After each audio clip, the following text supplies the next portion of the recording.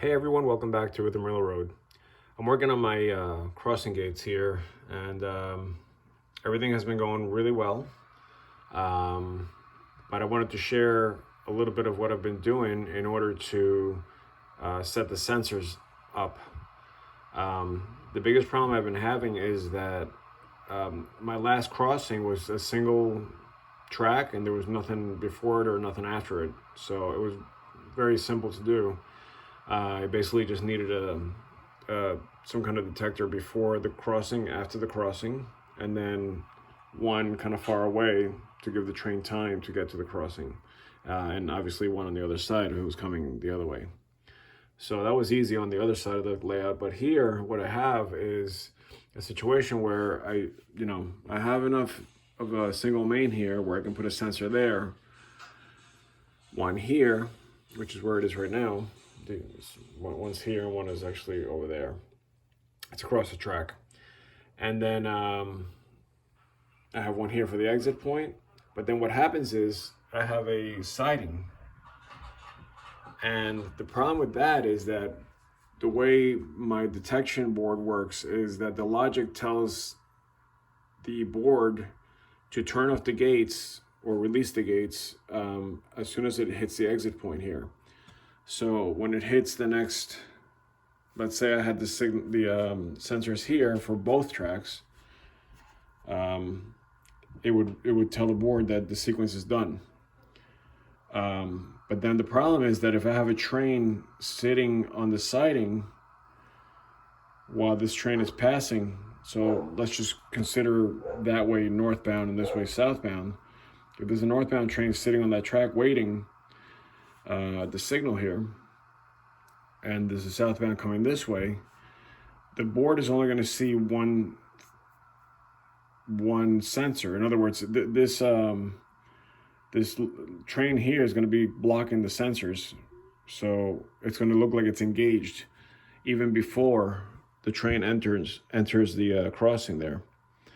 So after doing a little research, I saw that there's a way to do that so that you can create separate sensors or individual sensors for each one of those tracks without having to use block detection. I don't want to have to use block detection, so I'm using the infrared.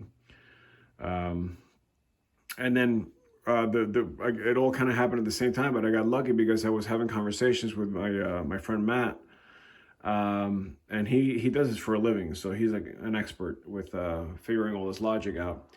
And it just so happens that he likes to use the product that I like to use, which is Azatrax, which is this here. And I'm using this MX3 board. I think that's what it's called. And this is what I used on the other side of the layout, but I was only using its basic functions. I wasn't using anything like what I'm talking about now. So yeah, so that's the dilemma that I ran into. And so I want to kind of explain what I did because I think I got it figured out. And then there's an addition that I want to talk to you about as well. So let me just tell you the scenario. The scenario is I have a cement train waiting over here at this signal. That's going to be heading south this way.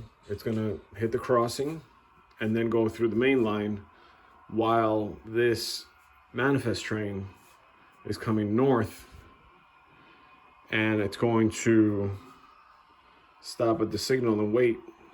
So the first thing that's going to happen is the manifest is going to come up and wait here at the signal, and then that train is going to come through. So the idea is that I want to be able to bring that manifest through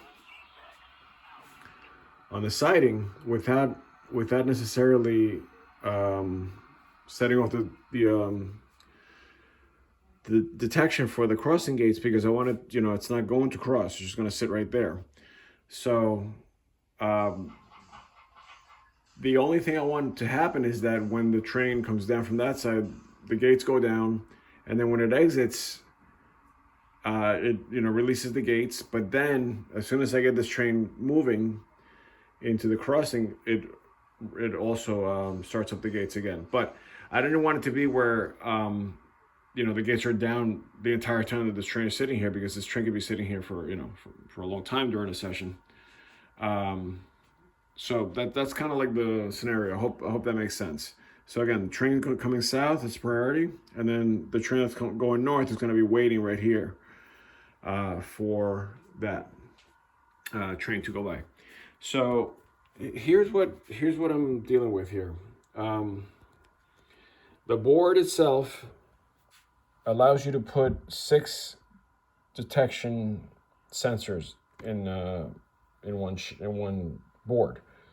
For this scenario, I'm only using 5, but I think I'm going to add a 6th one if that's possible. I got to ask my friend Matt; he would know. But the idea is that when you set these up, there's 2 ways of using the infrared. You could either do what's called across the track mode, or you could do a reflective mode. Now, the across the track mode is literally what it says. You put one sensor on one side of the track, another one on the other side, and as long as the light is going into the receiver, and the receiver sees that light coming through, it won't engage the gates. As soon as that it's interrupted by the train that comes through, so once the light, you know, is no longer visible to this receiver, it sets off the gates on the board. So it's acting as like a detection spot.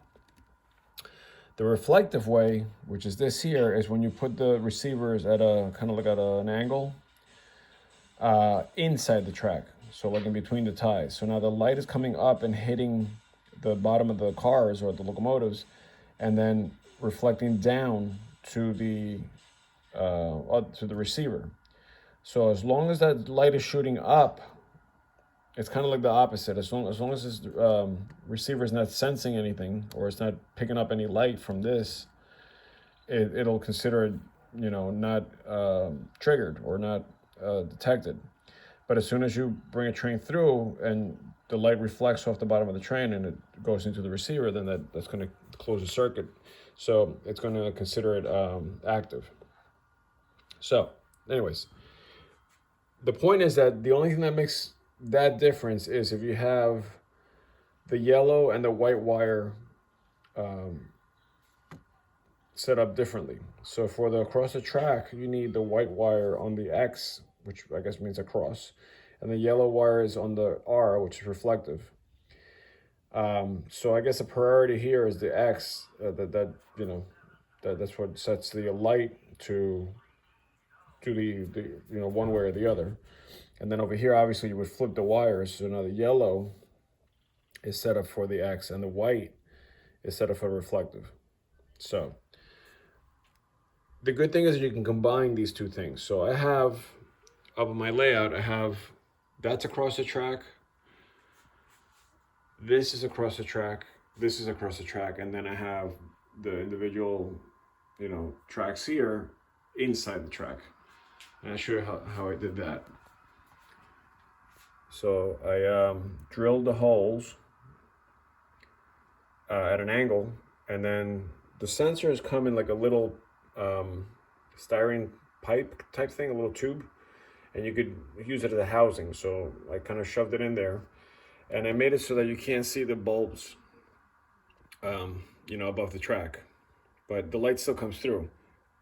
And according to the instructions, you can ballast over this stuff as long as you put a little, like a film on top of this. So what I'm going to do is I'm going to take some of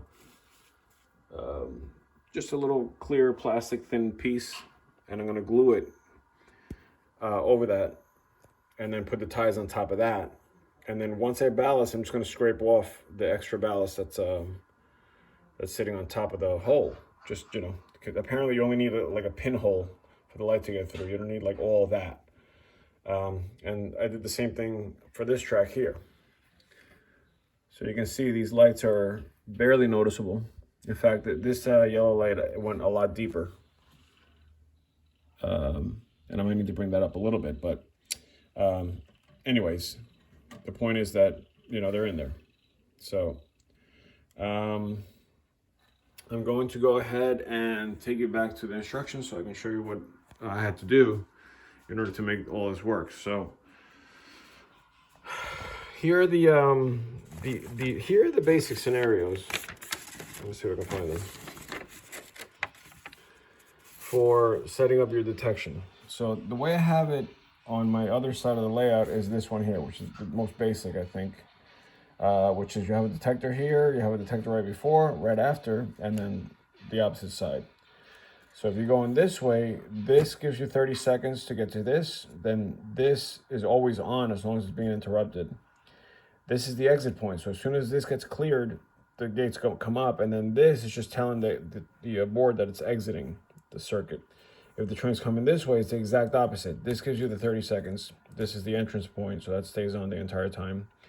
As soon as this is cleared, the gates go up, and then that's the exit point. So that's super easy, and you know, you don't have to be very smart to put that together. So I did it.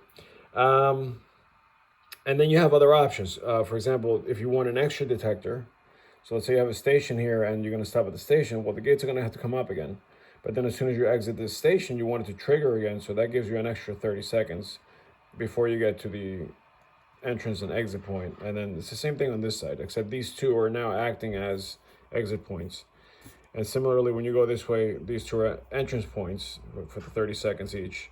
And then that's you're always on. That's your exit point, and obviously you get the rest. When you have a situation where you got eastbound and westbound, and you want to use detection that way, you could wire it up this way also, and it's all explained here. But this is like the more basic stuff. Where it gets tricky is with what I'm doing, because now I'm using this scenario here. And when you do this, now you're messing with another part of the board, which allows you to use it allows you to turn on and off some of these sensors. And the way it does that, it links itself to the tortoise machine that is under that turnout right there. So this is my scenario here.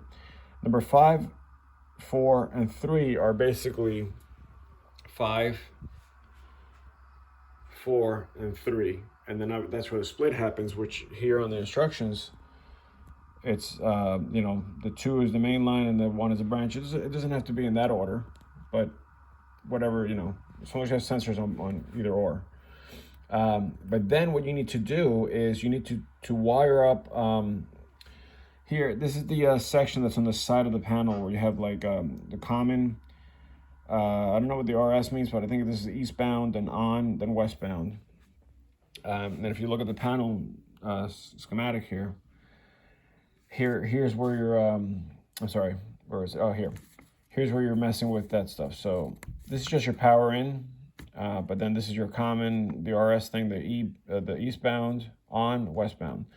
So what this is telling me to do is it's telling me to wire the common to what would be the mainline common on the tortoise. Now you got to be careful, because you don't want to power this. In other words, you don't want to put this either connected to the power source for the tortoise, or to the rail. You don't want to add 12 volts to this thing or whatever it is. So what this is asking you to do is plug it into one of the middle solder points on the tortoise, which is, by the way, a lot less voltage, and it's also it's also got a resistor included in the tortoise. So here's the tortoise wiring diagram, and the way I have my tortoise set up is the typical 1 and 8. That's for your power, so that's where the 12 volts are coming in. And in my case, I have it set at I think I have it at 9 volts, but I'm not exactly sure. Maybe it's 12. But that doesn't matter, because what happens, the power that comes out of this is much less. These are the ones that are hot. So, at least from what I understand. So the way I have it set up is that's my A rail or B rail, depending. This is my power to the, this is my power source, plus and minus, the 1 and the 8. The A rail and the B rail are the 2 and the 3. And obviously those are going to be set according to the way you have your power running into the layout. So you have to be specific about that. But the reason you need that is because number 4 is my frog, which is my common. So what that does is that it creates basically a switch between 2 and 3. So if my frog is set for, let's say, the main line, and the main line tracks are set to 3, then that's not going to short.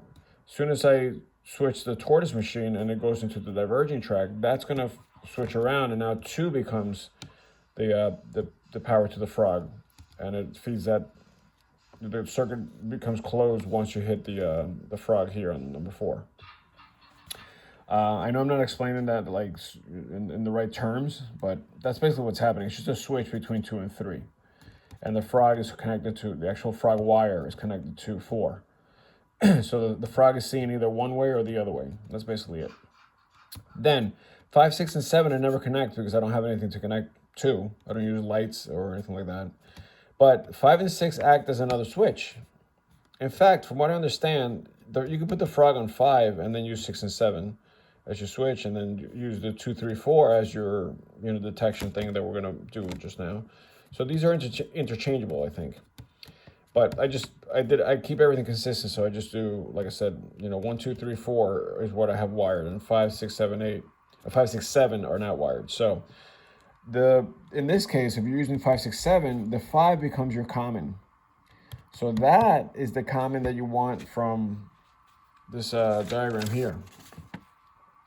So that common that says go to the main, that's what you want to solder or put into the terminal on the board where it says C right there.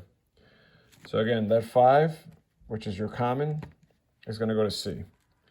Then what I did is I have a wire for 6 and 7, and I basically just figured out which one the main line was. I tried both, and then that wire, whichever one it was, the 6 or the 7, went over to the WS, which is, I guess it stands for westbound, but that doesn't really matter. It's just the way the circuit works.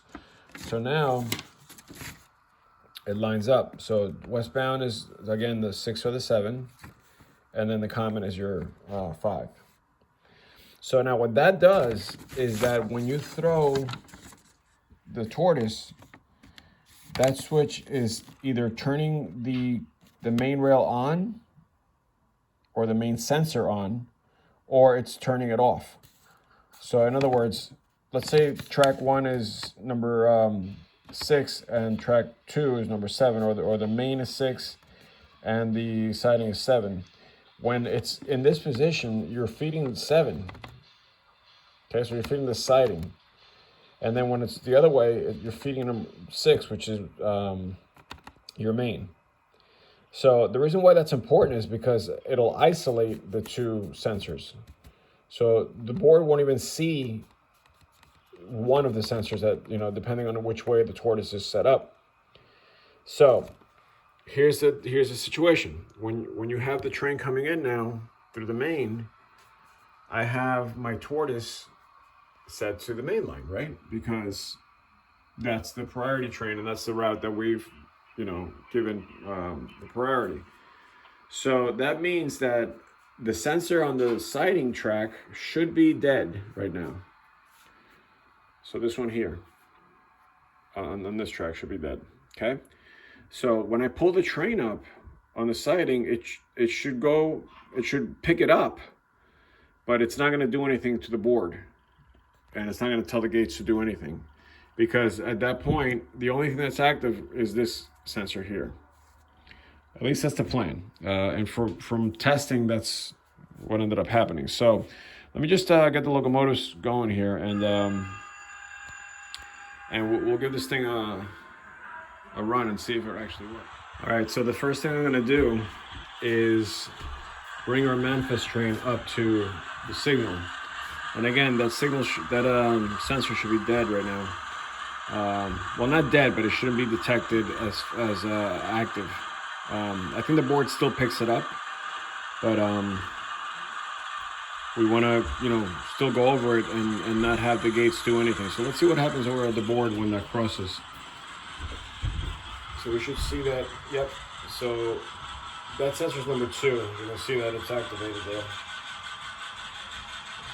And the gates have not engaged. Even though that's the entrance point, that should have theoretically given me our 30 seconds to get over to the crossing gates. So we're just gonna make our way over to the signal, and then once we get there, we'll have our priority train come through and pass on the main. So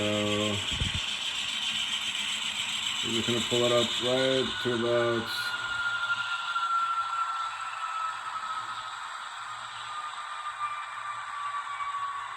that should be good enough. So now that we've made it into the siding here, what I'm going to do is I'm going to switch that turnout at Saratoga Springs and give myself the right signal indication. So with Saratoga Springs, I'm going to clear CP Mambo, which is the control point, is my dog. And I'm going to give myself a green signal for clear, because 1776, which is my cement train, is sitting at Fort Edward, and it's going to make its way through. The crossing is obviously right here before the split for the siding, and then 9550 is my cement train that's heading northbound. My green markings are northbound and my red markings are southbound. So the 1776 is the one that's sitting right here at Fort Edward. And I know it's hard to see the signal, but it is green over there. So we're gonna make our way down and zoom right past the crossing gates there. But now that sensor number 5, that should get picked up by the board, and that should engage the initial sequence for the gates. So let's see if that's the case. I'm gonna go kind of on the fast side just to not make this video too long. Oops, wrong one. So here it is, we're engaged. The gates are coming down.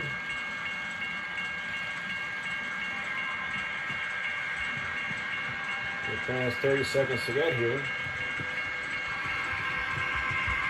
Plenty of time.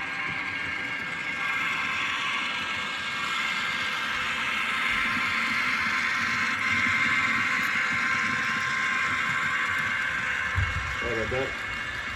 I got stuck there. So theoretically, once the last cement car crosses this second sensor here, the gate should come up. And you can see the train's making its way around the other train, and it's going to eventually go in the tunnel here and past all the sensors. But here comes the last cement car. So here's the sensor. It just passed it. Let's see if the gates come up. Yep. So that's working the way it should be working. Now,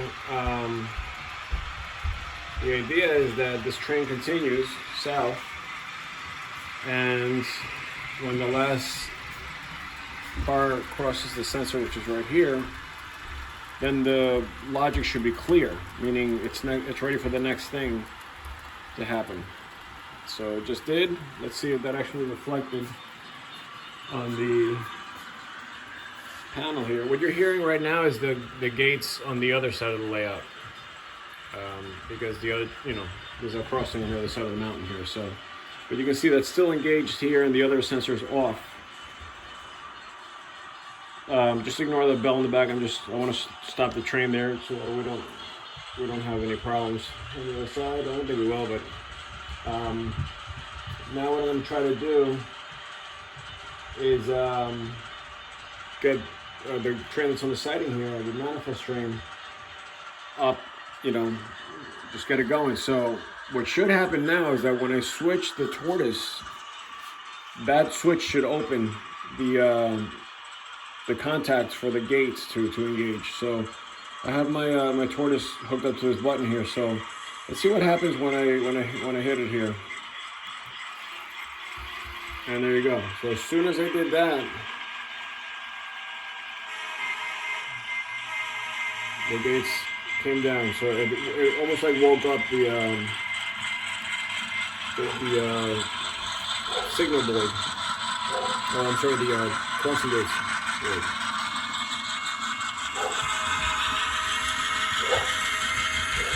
And obviously, once this gets completely past the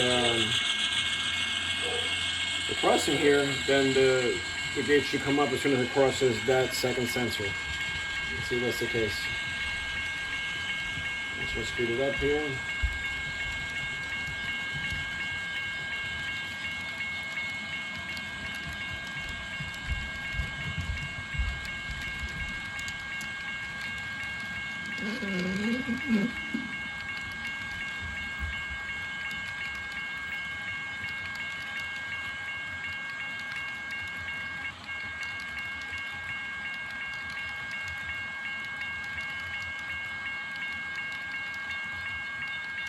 They should be coming up just about there. Just cross the gates.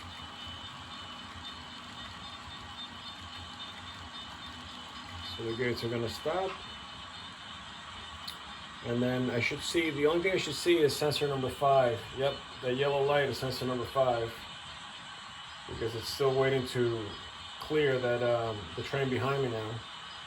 So yep, so now it just cleared because the train is cleared there.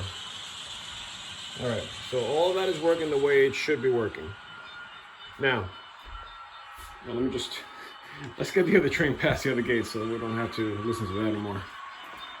So I got the cement train is sitting here. So, you know, in this situation, the first sensor is here, sets off the 30-second timer, but then there's a sensor here where this tree is, and that's why these are non-stop on, because this one doesn't have a timer attached to it. It's just on or off.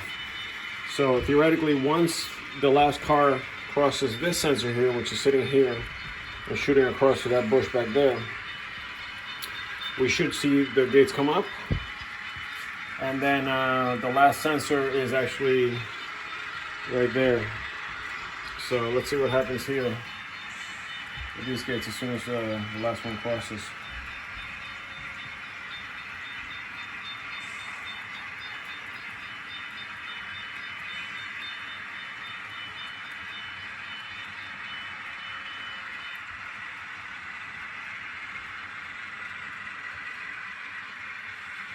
There you go. So there it is. So yeah, these I still have to paint red. The bars are black. So I'm gonna paint them red. Those are the only gates I could find at that time. It was during the pandemic, so nobody had them. So I just got them, and I figured I'd just paint them red because those were available. So, anyways, so let's go back here because I do want to explain something. The problem that I'm having, though, and I'm hoping that somebody can help me out with this, is that if I pull the same exact sequence, meaning what we just did, train's waiting there, priority train passing through on the main, and then switching the turnout, the gates turn back on, train leaves, all good. But what happens is, if that train that's on the main line that's passing through decides that they have to stop here because of a red signal, you know, which is totally a possibility. For some reason, when I switch the turnout here, it doesn't engage the gates because the train is still sitting on top of this sensor, which is the one, you know, the main line. And although this one is sensing for the northbound train, it's like almost like canceling it.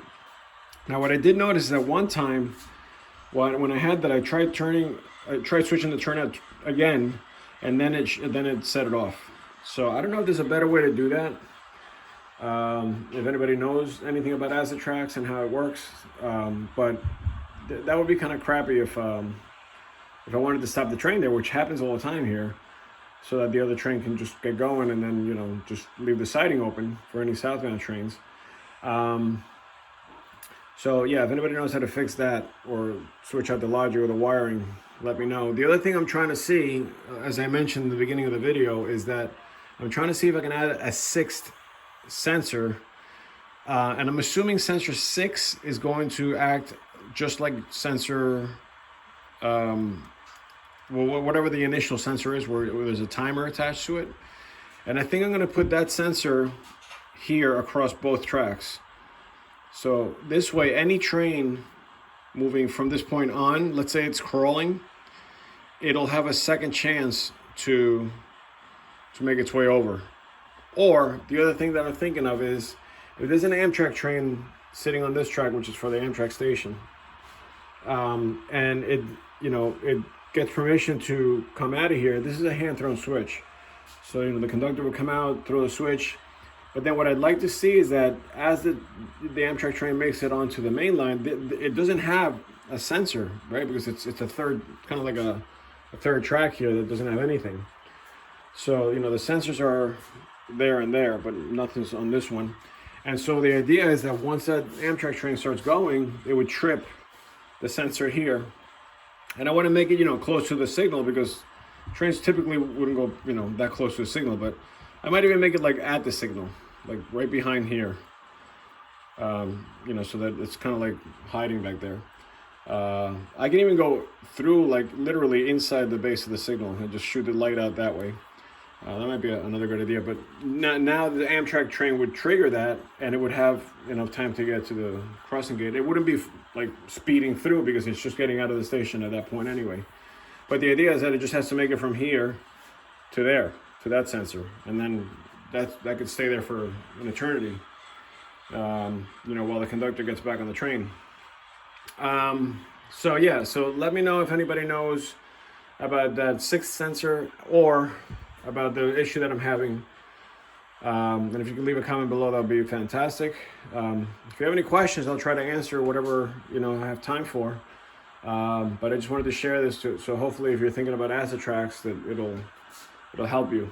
But it is a nice product, and you can do so many other things with it. I haven't even scratched the surface. Like I said, I've been using it just at its very basic level, and this is like the first semi-complicated thing that I'm doing here. But we'll see how it goes. I have this board here is going to my double main on the CSX territory. That's going to be a little bit more confusing, because there's crossovers and all kinds of things. It's very similar to what's going on here, but it's on the other side. So more about that once I figure it out. All right, thanks for watching.